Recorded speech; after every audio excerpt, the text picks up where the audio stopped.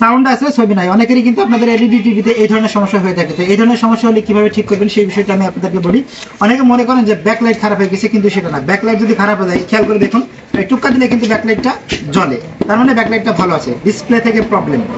তো সাউন্ড আছে ছবি নাই, এটা কিভাবে সমাধান করবেন সম্পূর্ণ প্রসেসটা আমি আপনাদেরকে দেখাবো।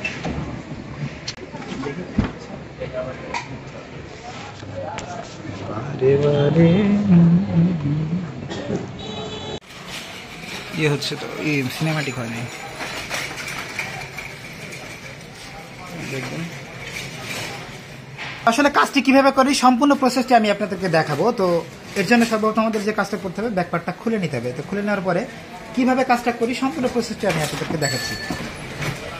তো যেহেতু কাজটা আমাদের এখানে, সেহেতু কিন্তু আমরা এই জায়গাটা, এখানে যেহেতু সেন্সার আছে, সেন্সারটা কিন্তু আমরা আলাদা করে নিলাম। তো এখন আমরা যে কাজটা করব সেটা আছে এই স্টিল নাইফের মাধ্যমে কিন্তু আমরা কাজটা করব। ছোট্ট একটা কাজ এবং সুন্দর একটা কাজ, চাইলে এক চান্সে কিন্তু কাজটি করা যাবে।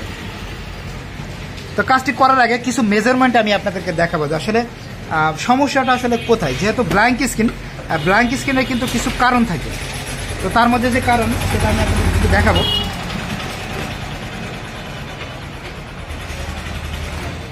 তো আমি স্ট্যান্ড বাইটা রিলিজ করলাম। তো রিলিজ করে আপনাদেরকে দেখাবো যে আসলে আমাদের গ্রাফিক্স নাই। গ্রাফিক্সটা না থাকার মূল কারণগুলো কি? তো গ্রাফিক্স না থাকার মূল কারণগুলো হচ্ছে, প্রথমত দেখতে হবে আমাদের প্যানেলে যে ইনপুট ভিসিসি ভোল্টেজটা আমাদের আছে কিনা।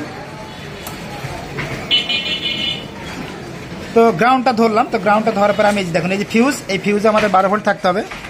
এই ফিউজের 12 ভোল্ট কিন্তু আমাদের পারফেক্ট। ভিসিসি 1.8 ভোল্ট আছে কিনা আমি একটু দেখব। 1.8 ভোল্ট পারফেক্ট। অ্যান্ড দেন যেটা করবো সেটা হচ্ছে 3.3 ভোল্ট এখানে আছে কিনা দেখবো।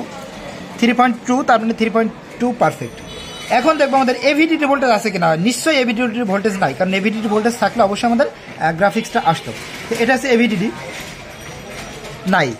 এখন আমরা ভন ভোল্টেজ অর্থাৎ ভিজিএস যে ভোল্টেজটা থাকে 32 ভোল্ট, সেটা দেখবো, সেটাও কিন্তু নাই। তো যেহেতু ভিজিএস ভোল্টেজ নাই, সে কারণে কিন্তু আমাদের গ্রাফিক্সটা হচ্ছে না। এখন এটা কিভাবে আনা যায় আমি আপনাদের একটু দেখাবো।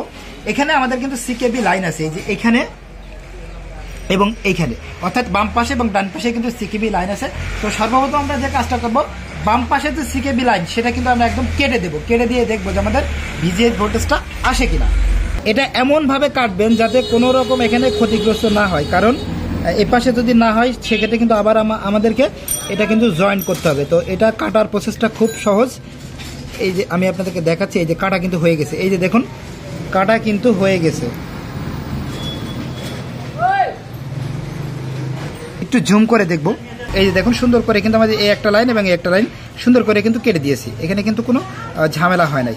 তো এখন আমি একটু মেজারমেন্ট করে দেখবো যে আসলে আমার ভোল্টেজটা এখন আসলো কিনা। যেহেতু আমার সিকেবি লাইনটা কাটা হয়ে গেছে, তো আমি স্ট্যান্ড বাইটা রিলিজ করবো। এই যে স্ট্যান্ড বাই থেকে আমি রিলিজ করলাম।